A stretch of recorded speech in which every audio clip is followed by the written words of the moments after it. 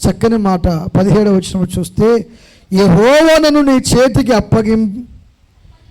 అప్పగింపగా నన్ను చంపక విడిచినందుకు ఈ దినమున నీవు నా అపకారమునకు ఏం చేశాడంట? సౌలు అపకారము చేశాడంట దావీదుకు. ఒప్పుకుంటున్నాడు తానే. ఎవరు ఒప్పుకుంటున్నారు? అర్థమైందా మీకు? రాయబడిందా? ఎవరు ఒప్పుకుంటున్నారు? సౌలు ఒప్పుకుంటున్నాడు. నా అపకారమునకు ఉపకారము చేసిన వాడవై నా ఎడల నీకున్న ఉపకార బుద్ధిని వెల్లడి చేసేదివి కనుక నువ్వు నాకంటే నీతి పరుడవు అన్నాడు. కూడా చెప్పట్లు గట్టిగా, యేసయ్యకు మహిమ కలుగును గాక. నువ్వు నాకంటే నీతి పరుడవు అంటే ఉపకార బుద్ధి చూపాడు. ఏ బుద్ధి చూపాడు చెప్పాలి? ఏ బుద్ధి చూపాడు? అపకార బుద్ధి చూపాడా? అమ్మ చెప్పాలి, ఏ బుద్ధి చూపాడు?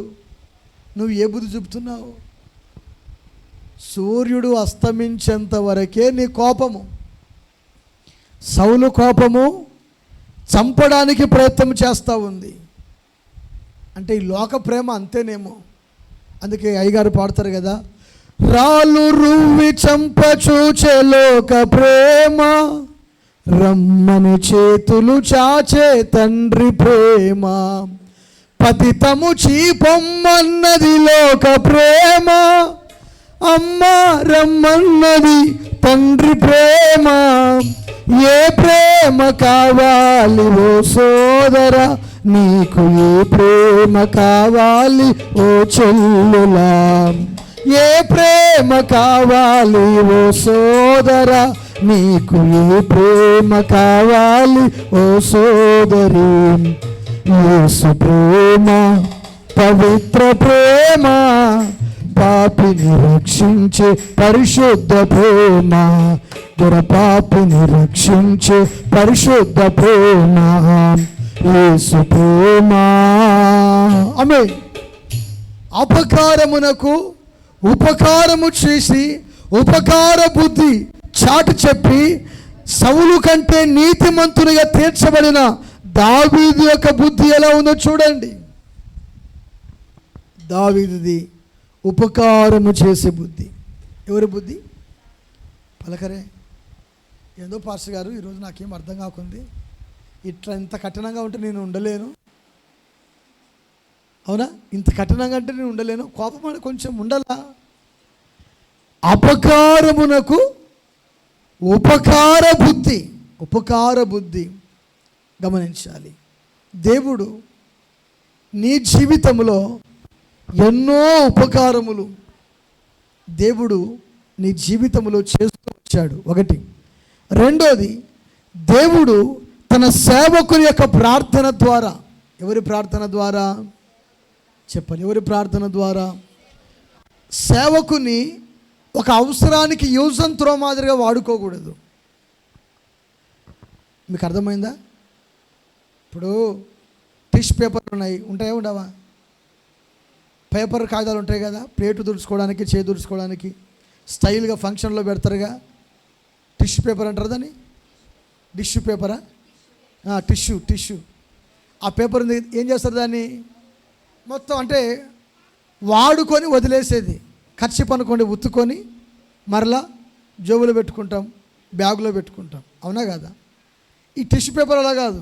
దీన్ని ఏం చేస్తామంటే తుడుచుకొని ప్రక్కకు పాడేస్తాం. అంటే సేవకుని కూడా ఏం చేస్తున్నారు విశ్వాసులు అంటే తుడుచుకొని ప్రక్కకు ఏం పలకరు.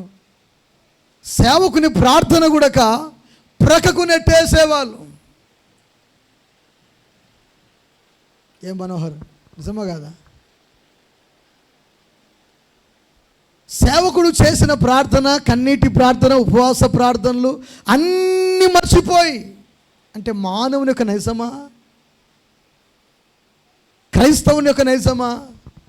క్రైస్తవుని యొక్క ఆలోచన విధానం ఏమిటంటే, నా ప్రాణమున్నంత వరకు నా ఆత్మ తండ్రిని మర్చిపోను అనేది కావాలి. కొట్ట చప్పట్లో. నా ప్రాణమున్నంత, ఎందుకంటే నా కొరకు ప్రార్థన చేశాడు, నా కొరకు ఉపవాసం ఉన్నాడు, నా కొరకు కన్నీరు కార్చాడు. మీరు రోగాలతో ఉంటే నాకు క్షేమమా? మీరు అప్పుల్లో ఉంటే నాకు సంతోషమా? మీరు దయ్యపు శక్తుల చేత పీడించబడుట నాకు ఆనందమా? పలకరే. దేవుని వాక్యములో పౌలు గారు అంటారు సంఘములోని విశ్వాసులంట సేవకుని తలపైన ఉన్న కిరీటము వలె ఉండాలంట. ఎలా ఉండాలంట? ఎలా ఉండాలి? కిరీటము వలె ఉండాలి. కిరీటము మీద రత్నాలు, మరకత మాణిక్యాలు, ముత్యాలు, పగడములు, ఇవన్నీ కూడా ఒక కిరీటం మీద వజ్రాలు చెక్కబడి ఉంటాయి. చెక్కబడతాయి, చెక్కబడవా? అర్థమైందా? వజ్రాల కిరీటం నీకు ఎలా తయారవుతుంది? పోనీ రత్నాల కిరీటం నీకు ఎలా తయారవుతుంది? మరకత మాణిక్యముల కిరీటం నీకు ఎలా తయారవుతుంది? నీ తలపైన ఒక బంగారు కిరీటం పొదిగించబడి ఉంటుంది. ఆ బంగారు కిరీటం పొదిగించబడిన తర్వాత విశ్వాసులైన మీరు ఒక్కొక్కరు ఒక్కొక్క రాయి వలె ఉంటారు. అర్థమైందా? విశ్వాసులైన మీరు ఒక్కొక్కరు ఒక్కొక్క రాయి వలె తలపై కిరీటము వలె ఉంటారు. పౌలు గారు అదే అంటారు, నా సంఘములో విశ్వాసులు నా తలపై ఉన్నటువంటి కిరీటము వలె నాకున్నారు. కిరీటం వలె ఉందామా?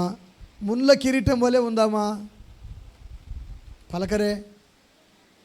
ఏమ్మా, ఎలా ఉండాలి? పాస్టర్కి ముళ్ళ కిరీటం అయితే బాగుంటుంది, కిరీటం బాగుండదు అనుకుంటారా? చెప్పాలా? సమాధానం లేదే. గమనించాలి. ఉపకారమునకు అపకారము చేయకూడదు. ఉపకార బుద్ధిని క్రైస్తవ విశ్వాస చూపించాలి. ఎవరు చూపించాలి? పలకరే. ఎవరు చూపించాలి? మాట్లాడరు. ఉపకార బుద్ధి ఎవరు చూపించాలి? ఎవరమ్మా? ఎవరు చూపించాలి? అమ్మ మిమ్మల్ని అడుగుతున్నా. షారమ్మ, ఎవరు చూపించాలి? ఏమో, ఎవరైనా చూపించుకో, నాకెందుకు, అంతే కదా మదమ్మ. ఉపకార బుద్ధి, అపకారము చేయకూడదు. మందిరములో, సంఘ సహవాసములో అంటు కట్టబడి నువ్వు ఎదుగుతున్నప్పుడు ఉపకార బుద్ధి ఎవరికి చేయాలి? ఉపకార బుద్ధి చేస్తేనే అక్కడ చక్కని మాట మాట్లాడేటువంటి మాట. సౌలు, నీవు నాకంటే నీతిపరుడవు అన్నాడు. ఉపకార బుద్ధి చేశామనుకోండి, బైబిల్ గ్రంథంలో ఉపకార బుద్ధి.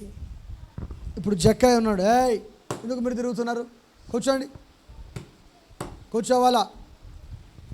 జక్కయ్యను ఉన్నాడు మన మధ్యలో. జక్కయ్యనకు ఎంతోమంది అపకారము చేస్తూనే ఉంటారు. ఆయన ద్వారా ఎంతోమంది మేలు పొందుకుంటారు. అయినా ఆయన వెనకనే ఉండి గోతులు తీసేవాళ్ళు, పని వాళ్ళు లేకపోలేదు, బంధువులు లేకపోలేదు. అయినా వాటిని దేని వైపు చూడలేదు, కానీ కేవలము దేవుని వైపు మాత్రమే. వ్యాపార రంగంలో కానీ, కుటుంబంలో కానీ, లేకపోతే ఎక్కడ ఏ విషయంలో కానీ ఎందరూ అపకారము చేసినా ఆయన వరకు తన వంతు తాను ఉపకార బుద్ధిని వెల్లడిపరుస్తూనే వెళ్తాడు. క్రైస్తవుని యొక్క సంఘములో అపకార బుద్ధి ఉండక ఉపకార బుద్ధి ఉండాలంట. ఏ బుద్ధి ఉండాలి? ఏ బుద్ధి ఉండాలి? ఒక ప్రశ్న, మీలో ఎవరైనా కానీ అపకారం చేసిన వారు, ఉపకారం చేసిన వాళ్ళు ఉంటే చేతులు ఎత్తండి. అపకారం చేసిన వారికి ఉపకారం చేసిన వాళ్ళు ఉన్నారా? లేరా? నేనైతే నాకు ఎవరైనా కీడు చేసి పీడ విరగడైంది అనే మనసు కాదు నాది. అపకారం చేసిన వారి క్షేమాన్ని కూడా కోరుకొని ప్రార్థన చేసిన వ్యక్తిని నేను. దమ్ముండాలండి. ఉపకారము చేయాలంటే దమ్ముండాలి. అపకారము చేసిన వ్యక్తికి, అంటే కీడు చేసిన వ్యక్తికి మేలు చేయడం అంటే ఏముండాలి? గడ్స్ ఉండాలి. గడ్స్ ఉండాలి. ఏముండాలి నీకు? రోషం రావాలని చెప్పే మాటలకు యేసు రక్తమే జయం కలుగును గాక. హల్లెలూయా. రోషం రావాలంటారా వద్దంటారా? ఏం రావాలి మీకు? ఏం రావాలి? మీ పక్కింటోళ్ళ మీద గొడవ కాదు పోయేది, అవునా కాదా? కుక్క మీద, కోడి మీద రాయ చూసుకుందామని కొప్పు కట్టి కొంగు దుమ్ముడేసి ఏం చేస్తావు? ఓ దిగొచ్చిందమ్మా పెద్ద బతుపర్రాలు బతుతారు.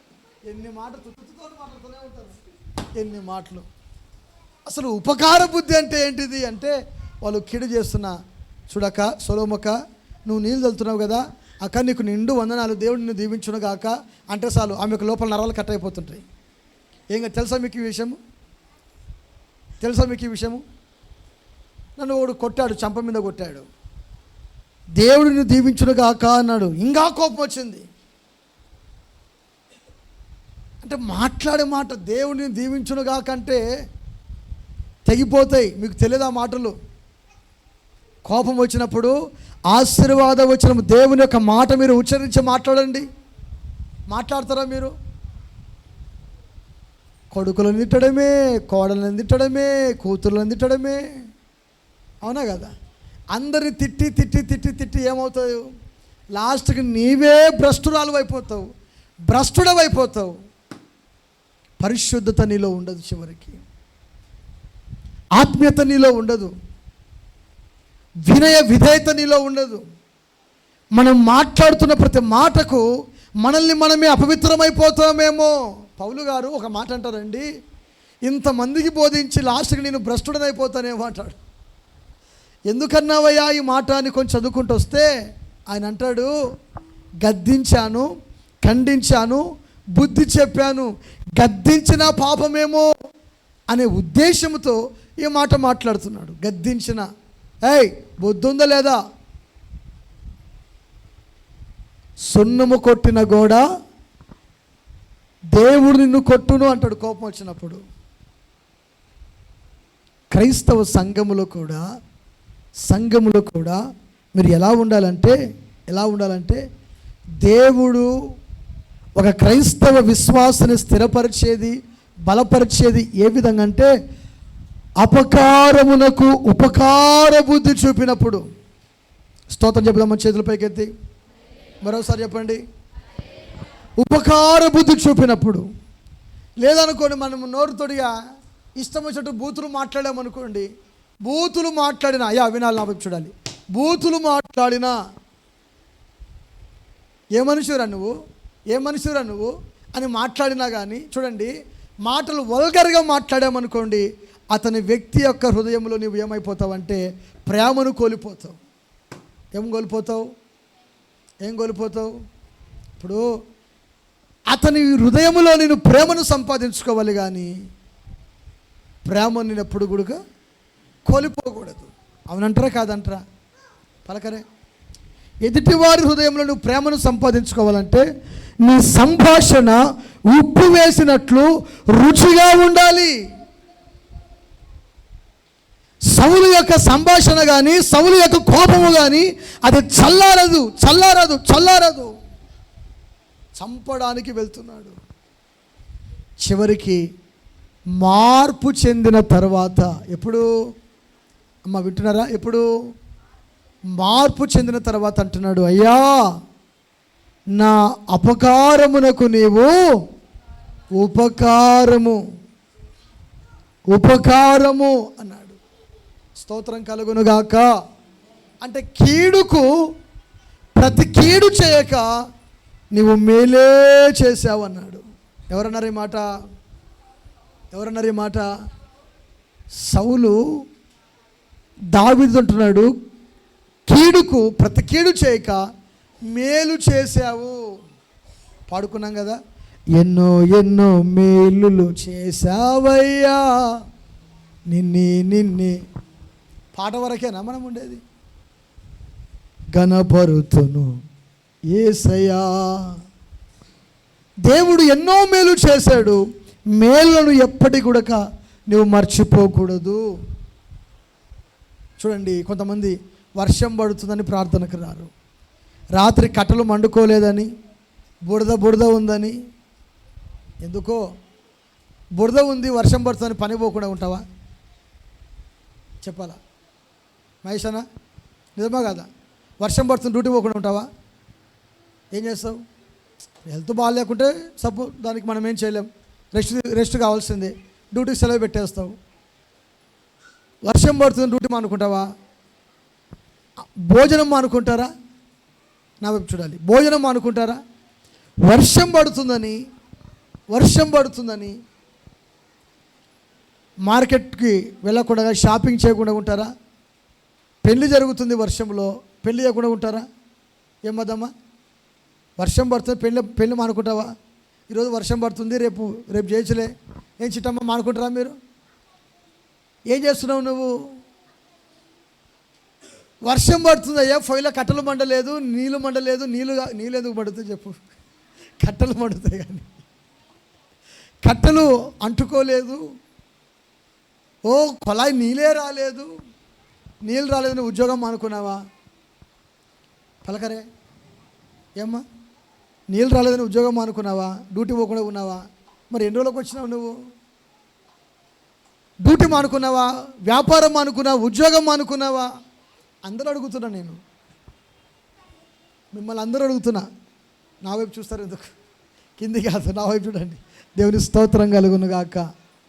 అంటే వర్షం పడిందని వ్యాపారం మానుకోలేదు, ఉద్యోగం మానుకోలేదు, కూలి పనులు మానుకోలేదు, తినే తిండి మానుకోలేదు, మంచి వెలగల వస్త్రాలు కొనడము మానలేదు. అన్ని జరిగే కార్యక్రమాలన్నీ జరుగుతున్నవి, కానీ దేవుని సన్నిధికి రావడానికి మాత్రము తీరిక. దేవుడు నీకు ఎన్ని మేలు చేశాడు, ఎన్ని మేలు చేశాడు, ఎన్నో ఎన్నో. ఆయన చేసిన మేలన్ మరువాకుమా. ఆయన చేసిన మేలుని ఎప్పటి కూడా మనం మర్చిపోకూడదు. ఈరోజు నేను మీకు చెప్పే మాట ఏమిటంటే ఉపకారము అనండి అందరూ సరిగా. ఏంటిది? మీరు మీ ప్రాణంతో ఏం చెప్పుకున్నారు?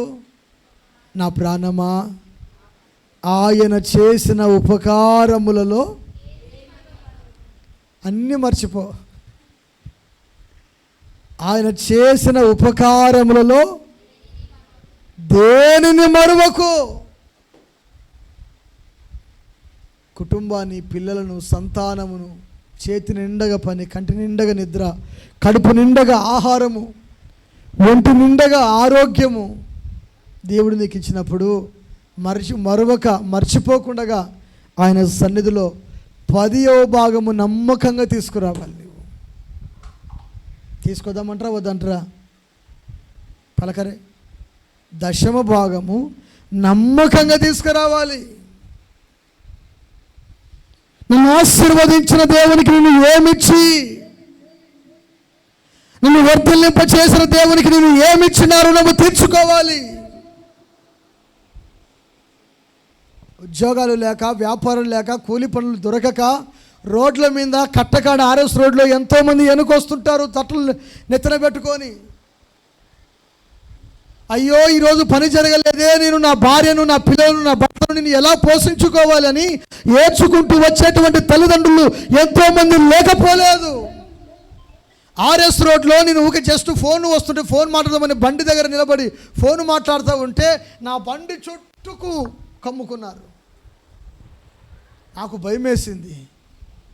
ఏమి సార్ మేము వస్తాం సార్. నాకు అర్థం కాలే. కొద్దిసేపు నా వెనక ఓడున్నాడు.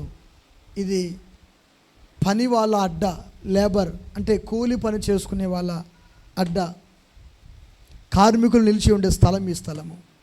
ఈ స్థలంలో బండి ఆగిందంటే ఎవరైనా పని చేయించుకోవడానికి కూలి వాళ్ళ కోసం వచ్చారేమో అనుకొని ఇక్కడ ఆపితే 10 మంది గుమ్ము కూడుకుంటారు. అమ్మా నేను దానికోసం ఏం రాలేదు, ఫోన్ వచ్చింటే బండి ఆపాను అంతే అంతే అని అనుకుంటూ పాపం బుస్సూరమంటూ వెళ్ళిపోయారు. సార్ ఒక ఆమె వచ్చింది, సార్ ప్లీజ్ సార్ నేను విధవరాల్ని, నాకు 2 పిల్లలు ఉన్నారు, నేను ఈరోజు పనికి పోకపోతే పూట గడవ సార్ మాకు అని ఏడుస్తుంది. నాకు బాధలేసింది. అంటే ఒక్క పూట పని దొరకకపోతే, వెనకబడిపోతే కుటుంబంలో భర్త, పిల్లలు, భార్య, పిల్లలు ఎంత అల్లాడిపోతారండి. దేవుడు నీకు ఎంత ఆరోగ్యం ఇచ్చాడు, చేతి నిండకు పనులు ఇచ్చాడే. కృప చూపిన దేవుని మర్చిపోతే ఎలా? నీవు 10వ భాగం ఇవ్వవా నువ్వు దేవునికి? దశంభాగం ఇవ్వకుండా దాచుకుంటే ఎలా? ఒంటి నిండా నీకు ఆరోగ్యం ఇచ్చాడే, దేవుని సన్నిధిలో నువ్వు కానుక సమర్పించుకుంటే ఎలా? ఉత్సాహంతో దేవునికి ఇవ్వకుంటే ఎలా? ఇంకా 5 రూపాయలు, ఇంకా 10 రూపాయలు, ఇంకా 20 రూపాయల కానే ఉన్నవే. ఏ రోజు నీ జీవితంలో ఒక 100 రూపాయలు కానికేసావా? ఏ రోజు నీ జీవితంలో ఒక 10,000 రూపాయలు మందిరానికి కానికిచ్చావా? ఏ రోజు నీ జీవితంలో పరిచర్య కొరకు ఇదిగోనయ్యా ఇంత సువార్త సభలు పెడుతున్నారు, మీటింగ్లు పెడుతున్నారు, పాంప్లెట్ల కోసం, పోస్టర్ల కోసం, ఇదిగో ఖర్చు పెట్టండి అని ఇచ్చావా? ప్రియ దేవుని బిడ్డలారా, దేవుని సేవకుని మర్చిపోతున్నామేమో. మరొక జ్ఞాపకం చేసుకోవాలి. బైబిల్ గ్రంథంలో ఒక వ్యక్తి ఉన్నాడు. బైబిల్ గ్రంథంలో చేసిన మేలులను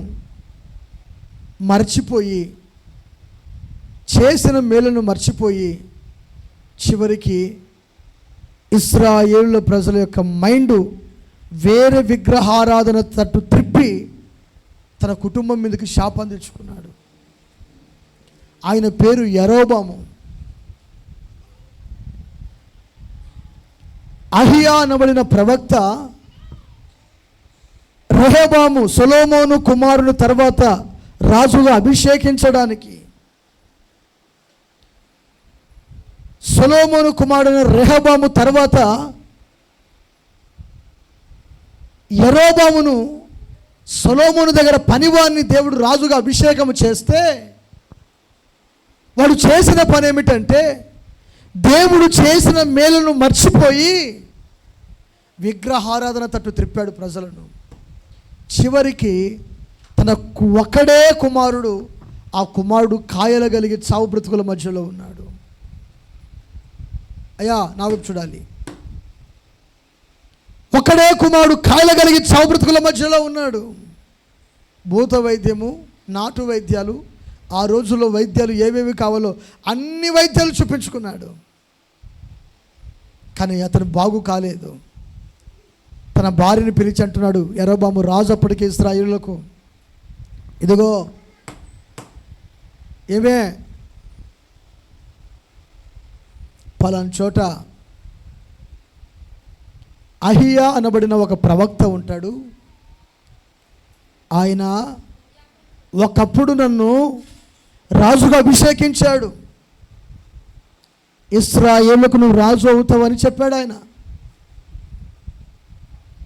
బహుశా నీవు ఆయన దగ్గరికి వెళ్ళి ఆయనతో ఈ మాట చెప్పు.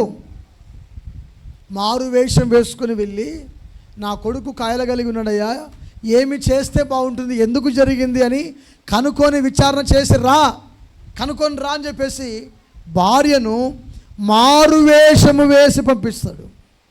స్తోత్రం చెప్పండి మంచిగా. ఒకసారి చేతులు పైకెత్తి మరోసారి చెప్పండి. ఏ వేషం వేసి పంపిస్తాడు? ఏ వేషము? రాణి ఎలా ఉంటుంది? ఒంటి నిండా నగలు ఉంటాయా, ఉండవా? అవునా కదా? ముఖానికి మేకప్ ఉంటుందా? ఆ రోజులో కొట్టుకునాల్సి ఉంటాయిగా. ఎన్ని అలంకారాలు ఉంటాయి ఆమెకు. రాణి తలపైన కిరీటం, ఒంటి నిండగా బంగారు, పక్కన పనివాళ్ళు, దాసదాసీలు. రాజుగారి భార్య సామాన్యమా? ఆమె ఆభరణములు తీసివేసి వస్త్రాలు మార్చుకొని, రాజవస్త్రాలు మన భాషలో 1,00,000 రూపాయల చీర అనుకోండి. 1,00,000 రూపాయల చీరలు ఉన్నాయో లేవో తెలుసా మీకు ఎవరికైనా? చూసినారా? 50,000 1,00,000 రూపాయల చీరలు ఉన్నాయండి. కర్నూలులోనే దొరుకుతుంది దండిగా. దానికి తగ్గట్టు దానికి ఉన్నారు.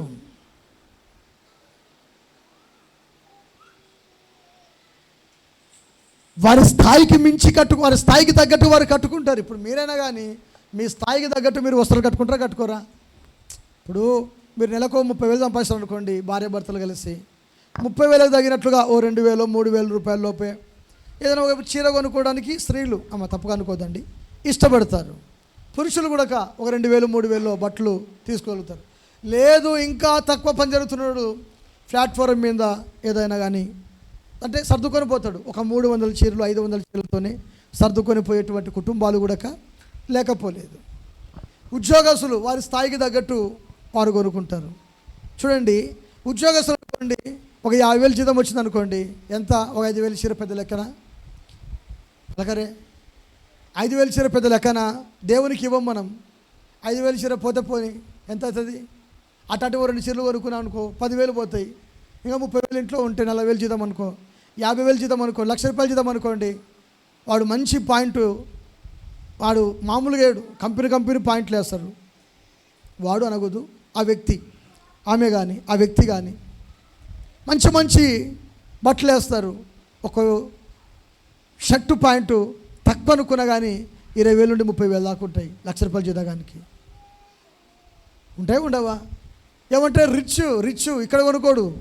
హైదరాబాద్ పోయి కారు ఖర్చు 10,000, ఆయన భోజనం ఖర్చు ఒక 5,000, పోయేటప్పుడు ఫ్యామిలీ అన్నీ ఒక 2 లక్షలు 3 లక్షలు బట్టలకి అయిపోగొట్టుకొని వస్తాడు. ఏమయ్యా ఏం చేసావయ్యా నీవు అంటే, షాపింగ్ పోయి అంటాడు. తెచ్చినప్పుడు ఏం లేవు, 4 జతలు తెచ్చుకుంటాను అంతే. ఆ 4 జతలు కూడా ₹1,00,000 అయిపోయింది. 4 జతలకు 4 జతల బట్టలకు ₹1,00,000 అయిపోయింది. రిచ్ మనమంటే ఏమనుకున్నాం? రిచ్ అనుకుంటూ ఎవరి స్థాయికి తగ్గట్టు వారు వెళ్ళిపోతూ ఉంటారు. వెళ్ళిపోరా?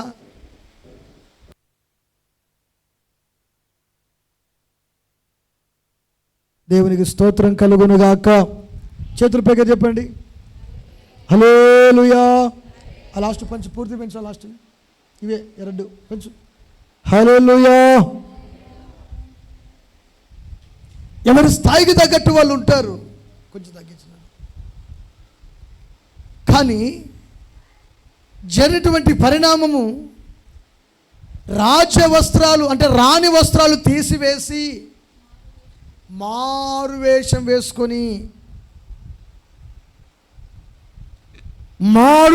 వేసుకొని దేవుని సేవకు దగ్గరికి వస్తుంది ఆమె వచ్చేటప్పటికే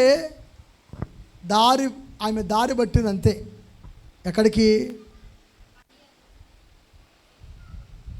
దేవుని సేవకుని దగ్గరికి, మందిరం దగ్గరికి దారి పట్టింది. ఆమె దారి పట్టిన వెంటనే యెహోవాకు ఆయనకు సెలవిచ్చాడు. కొట్టు చప్పట్లు. దేవుని సేవకునికి సెలవిచ్చి, అయ్యా యేహూ కుమారుడగు అయ్యా, రాజుల మొదటి గ్రంథము 14వ అధ్యాయము 5వ వచనం చదవండి సరిగా. రాజుల మొదటి గ్రంథం 14.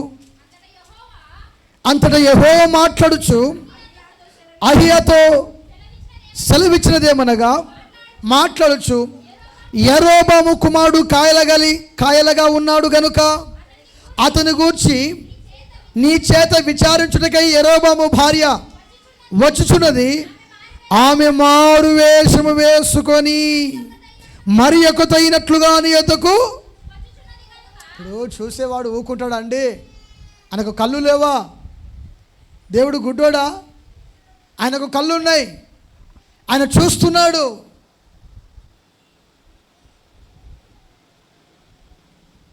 మారు వేషం వేసుకొని ఎత్తుకు వచ్చుచున్నది ఎవరో అన్నట్లు.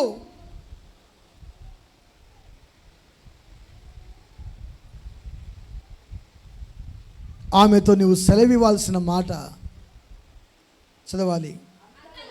అంతలో అహియా ద్వారము లోపలికి వచ్చు ఆమె కాలు చప్పుడు విని ఆమెతో ఇట్లా నేను మాట్లాడుచు, యరొబాము భార్య లోపలికి రమ్ము, నీవు వేషము వేసుకొని వచ్చుట ఎలా?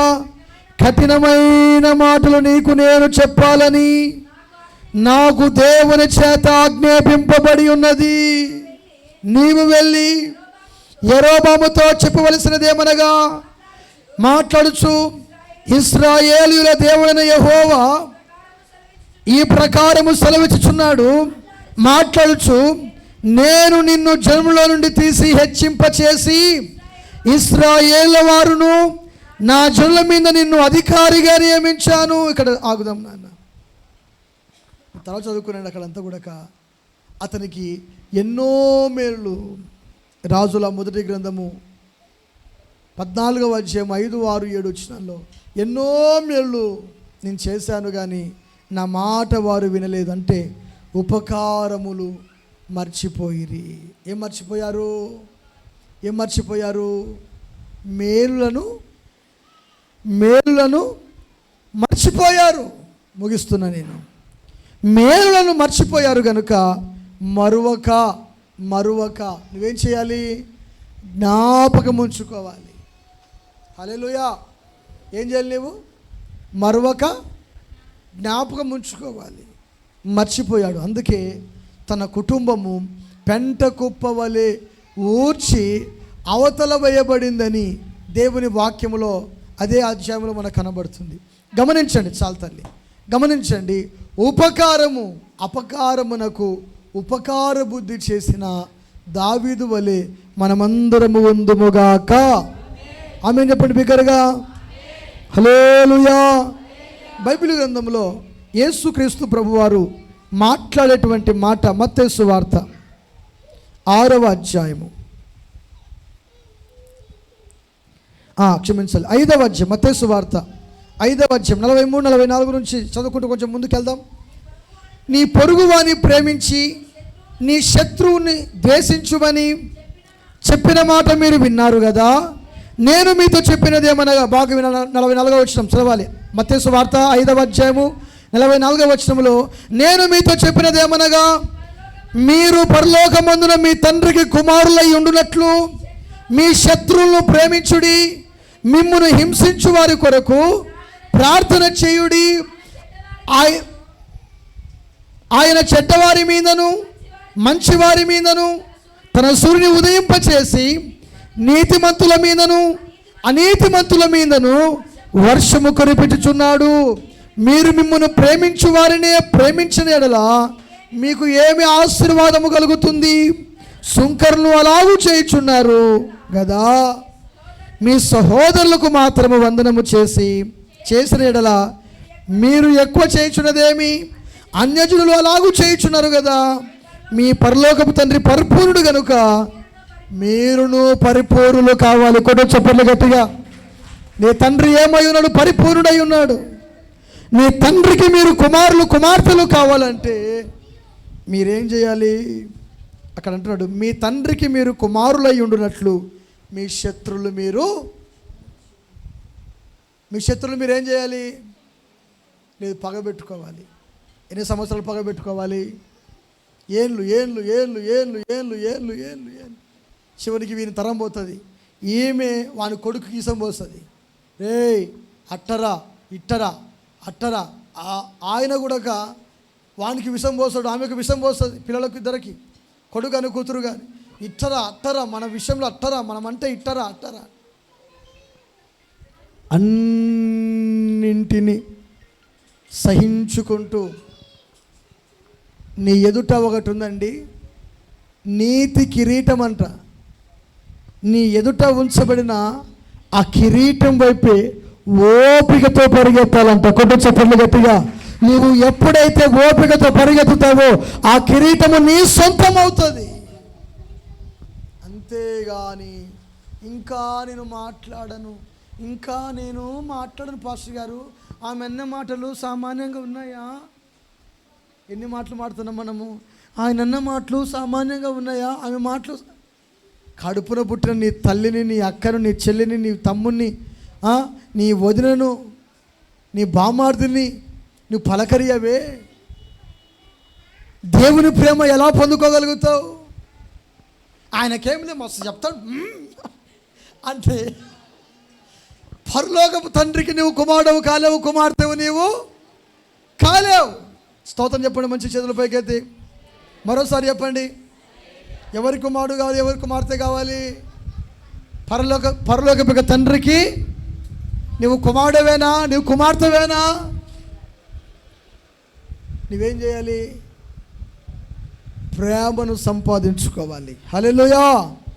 ఇక్కడ చెప్పిన మాట ఏమిటంటే, అపకారమునకు ఉపకారము చేసిన దావీదు గొప్పవాడు. సౌలు గొప్పవాడా, దావీదు గొప్పవాడా? చెప్పాలమ్మా. ఎవరు గొప్పవాళ్ళు? ఉపకారము చేస్తే ఉపకారమునకు ప్రత్యుపకారము దేవుడు నీకు చేస్తాడు. బైబిల్లో తబిత అనబడిన స్త్రీ ఉంది. ముగిస్తాను నేను మాట చెప్పి. తబిత అనబడిన స్త్రీ ఉంది. ఎంతమంది తెలుసు తబిత? ఈ మాట చెప్పి ముగిస్తాను. తబిత తెలుసా? మీ ఇంట్లో ఉన్న బైబిల్ తబిత కాదు. ఎవరు? తబిత అనబడిన స్త్రీ. ఆమె కుట్టు మిషన్ కుట్టేది, బట్టలు కుట్టేది. ఆమెకు భర్త లేడు, పిల్లలు లేరు. ఆమె ఇల్లు మేడ పైన గది కూడా ఉంది. రిచ్ ఫ్యామిలీ ఆమెది. ఒంటరిగానే ఉంటుంది. కానీ పేతురు గారు ఆమెకు ఆత్మీయ తండ్రి. పేతురు గారు సేవకుని మాట వింటుంది ఆమె. ఎవరు? తబిత అనబడిన స్త్రీ. ఈ తబిత ప్రేమను పొందుకుంది. ఈ తబిత క్రీస్తును సొంత రక్షకునిగా అంగీకరించింది. ఈ తబిత చేసిన పని ఏమిటంటే బీదలను ఆదరించేది. ఎవరిని ఆదరిస్తుంది? ఎవరిని ఆదరిస్తుంది? బీదలను. తర్వాత చదువుకునండి అపోస్తల కార్యము 9వ అధ్యాయంలో 38వ వచనం నుండి మీరు ఇంటికి వెళ్ళిన తర్వాత 42-45 వరకు చదువుకునండి. ఆమె గురించి రాయబడి ఉంటుంది.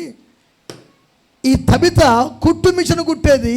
కానీ కొంతకాలానికి కాయల వచ్చి చనిపోతే ఆమె శవాన్ని కడిగి మేడగదిలో పెడతారు. మేడగదిలో పెడితే ఆమె శవాన్ని కడిగి మేడగదిలో పెడితే పేతురు గారు ఇంతలో వస్తారు. వచ్చినప్పుడు అక్కడికి కూడి వచ్చిన స్త్రీలు చాలామంది ఉన్నారు. వాళ్ళందరూ మాట్లాడుతున్నారు.